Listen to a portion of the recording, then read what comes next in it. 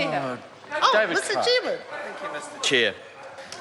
Mr. Chair, I want to speak to an aspect of 65.3 as it relates to the clarity around the number of workers and how a business can call itself exempt from the health and safety requirements in the Act.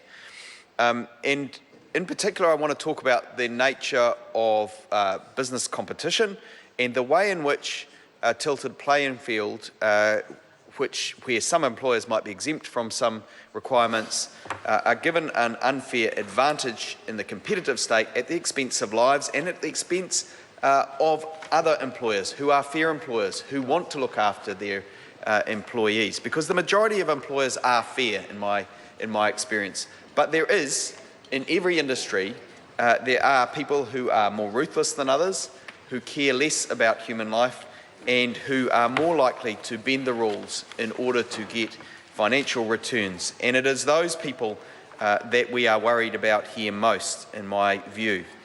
In the Act, in Clause 65, Subclause 3, there is a lack of clarity around how how those 20 workers will be counted.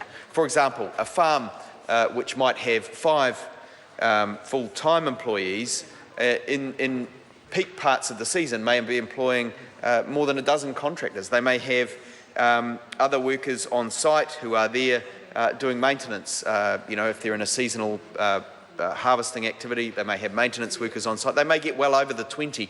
Are they included in that piece of legislation? And it certainly is not clear within the legislation as these changes have come in the last wee while. There's another question which I'm hoping the Minister might address, which was raised earlier by my colleague Chris Hipkins, and the current Minister was not in the chair. And I suspect that the current Minister may well be able to answer, the Minister in the chair may be able to answer this question where his colleague who was filling in for him could not. And that question is around what stops those ruthless large employers who want to get around the legislation from setting up lots of smaller businesses that are no longer required to comply. So if an employer routinely has 40 people on site, what is to stop him or her setting up 2 businesses that have 15 people on site and employing the rest as contractors? Do they then no longer fall under the legislation in the way that other businesses might? And I'll look forward to the Minister's response. I can hear him talking, but because I'm talking at the same time, I can't quite hear his answer. And when I stop talking, I shall look forward to hearing and understanding that, because I think it's a genuine question that was raised earlier by a colleague and hasn't been answered by a Minister in the chair who has the authority and the oversight of the bill, as this Minister does.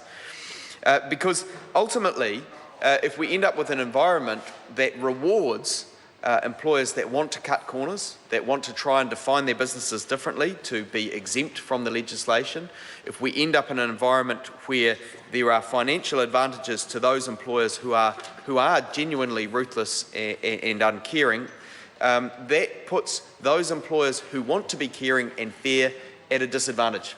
It is more likely to put their businesses at risk, to see their businesses go under, and those employees then come onto the labour market to be exposed to those more ruthless employers because they have fewer choices. If the fair employers can no longer run their businesses successfully, that means the unfair employers in the workplace are able to hire more staff and take up more of those industries where those accidents and risks are happening that have been talked about.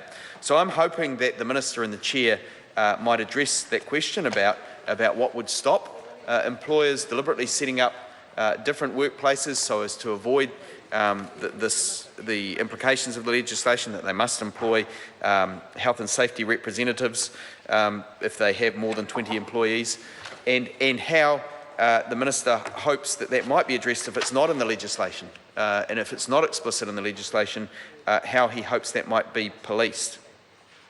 So, Mr. Chair, I think it is important that these questions are addressed. We know that if health and safety reps and committees don't meet, then the actions, for example, in subpart 5, Mr. Chair.